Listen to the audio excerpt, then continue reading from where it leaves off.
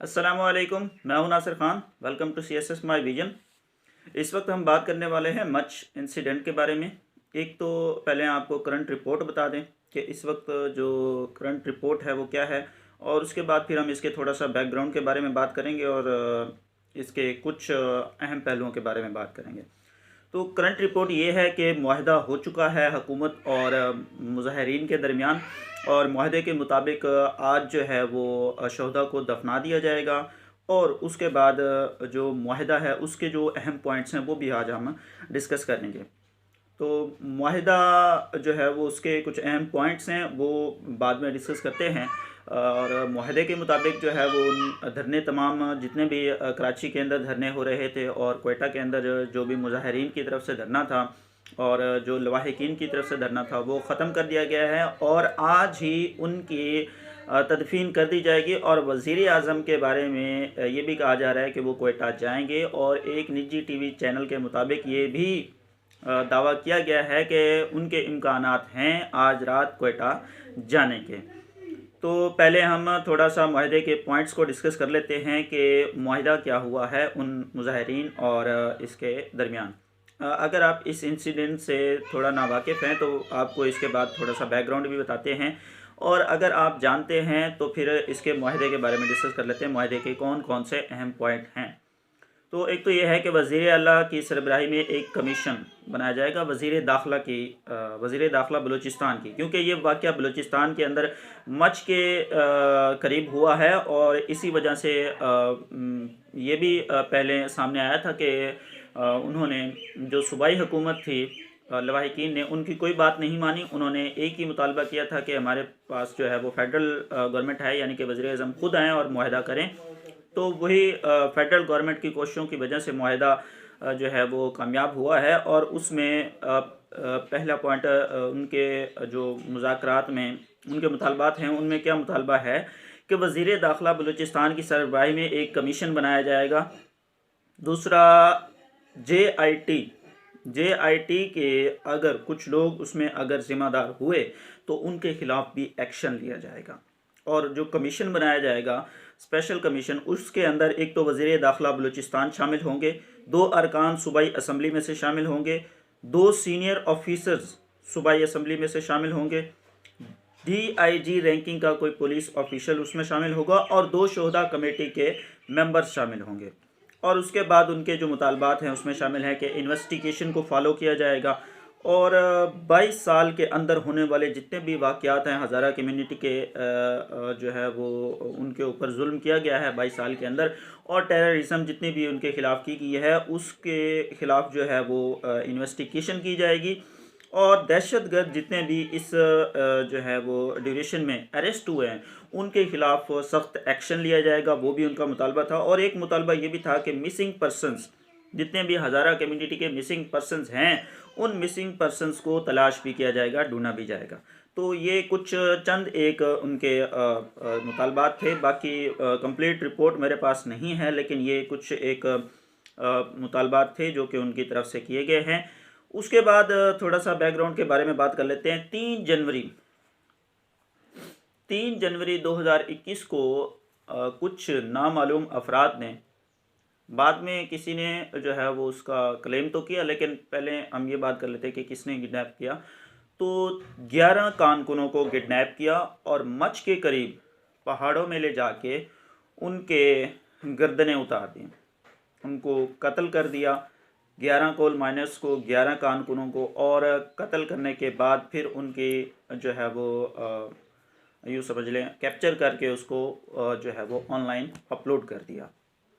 उसके बाद जो है फिर जब ये जो है लवाहिकीन को और वहाँ के इलाके वालों को पता चला तो कुछ लोगों को एक निजी टीवी चैनल के मुताबिक अस्पताल भी ले जाया गया, लेकिन वो जो है वो ज़िंदा नहीं बचे। 11 के 11 जो है वो शहीद हो गए।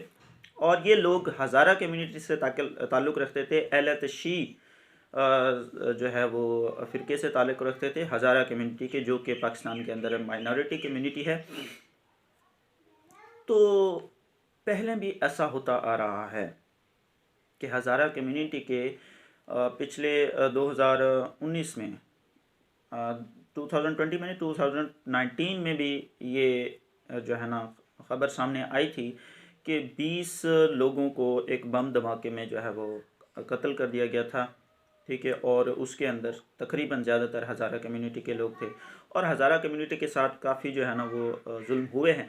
तो जब ये 11 लोगों को कत्ल किया गया तो वहाँ के जो लोग थे उन्होंने धरना किया। तो धरने के फ़ौरन बाद ही वो जो लवाहिकीन थे, जो 11 लोगों के लवाहिकीन थे, वो लोग भी अपनी बॉडीज़ जो लवाहिकीन जो लोग कानकुन मर गए थे, शहीद हुए थे, उनकी बॉडीज़ लेके धरने में पहुंच गए और वो बॉडीज़ वहाँ पे रख के उन्होंने धरना स्टार्ट कर दिया क्वेटा के अंदर। जब धरना स्टार्ट हुआ तो उन्होंने मुतालबा जो है वो ये किया, कुछ मुतालबात थे उनके, तो वो मुतालबात मानने के लिए सूबाई हुकूमत से जो है ना लोग गए, वज़ीर आला बलूचिस्तान भी गए, तो उनकी कोई बात वो मानने को तैयार नहीं थे। एक निजी टीवी चैनल के मुताबिक उनका मुतालबा ये भी था कि सूबाई हुकूमत जो है वो मुस्तफ़ी हो जाए, लेकिन ये जो है ना उन्होंने अभी मुतालबात किए हैं, इसमें ऐसा कोई मुतालबा नहीं था। लेकिन पहले ये भी जो है ना वो दावा किया गया था कि सूबाई हुकूमत जो है वो मुस्तफ़ी हो जाए, और उन्होंने मुतालबा ये किया कि हमारे पास जो है वो फेडरल गवर्नमेंट आए, यानी कि वज़ीर आज़म खुद आएँ और हम उनसे मुतालबात करेंगे। तो फिर शेख रशीद साहब जो है वो वहाँ पे गए, वज़ीर दाखिला शेख रशीद साहब ने उनसे बात की, लेकिन उनकी बात भी कामयाब ना हुई और उनकी बात उन्होंने नहीं मानी।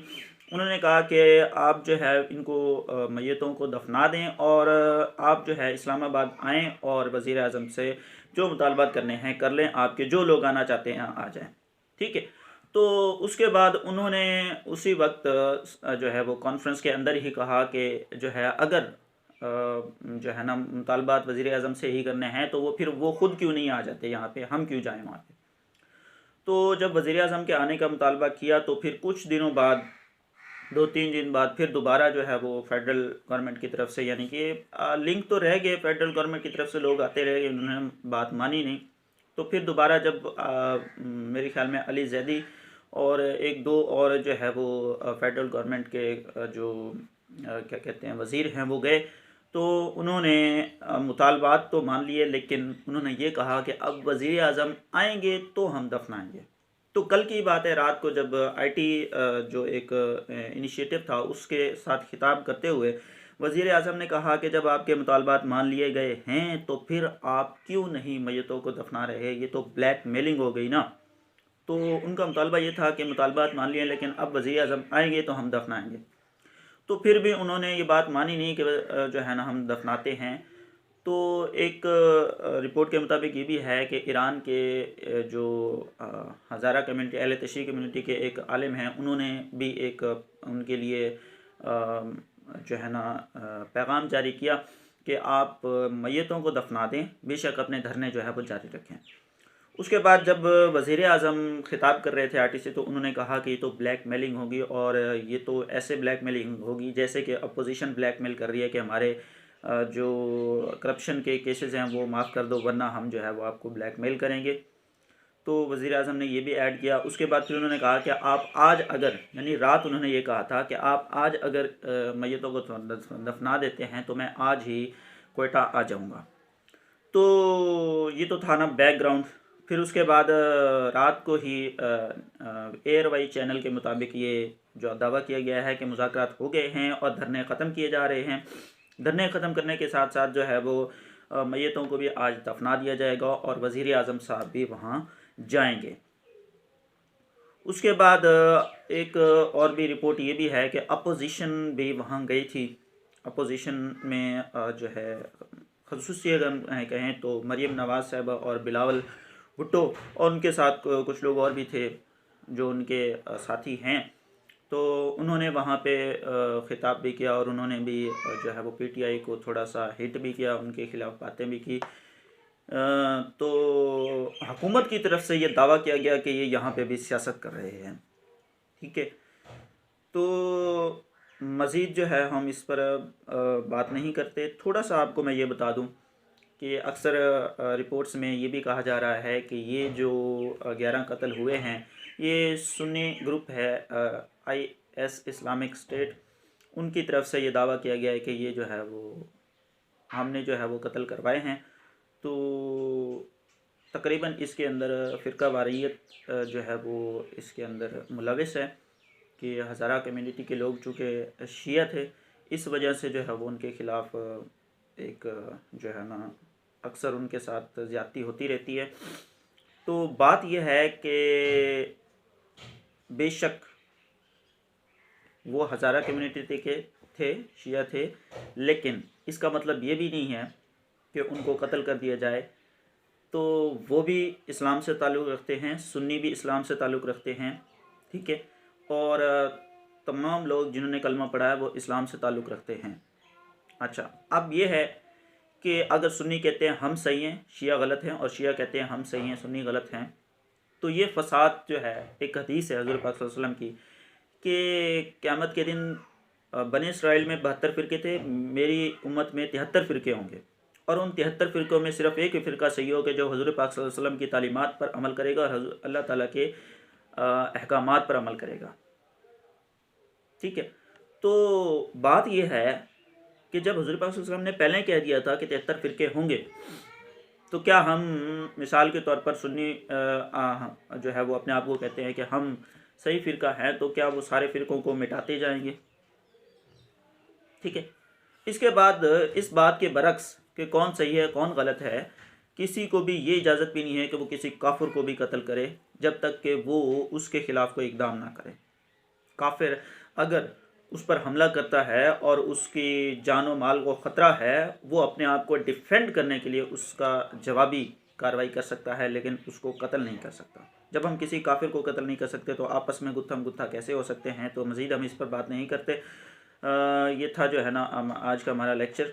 अगर आपको वीडियो अच्छी लगी तो लाइक करें, शेयर करें, कमेंट करें, और अगर आप नए हैं तो चैनल को सब्सक्राइब करें।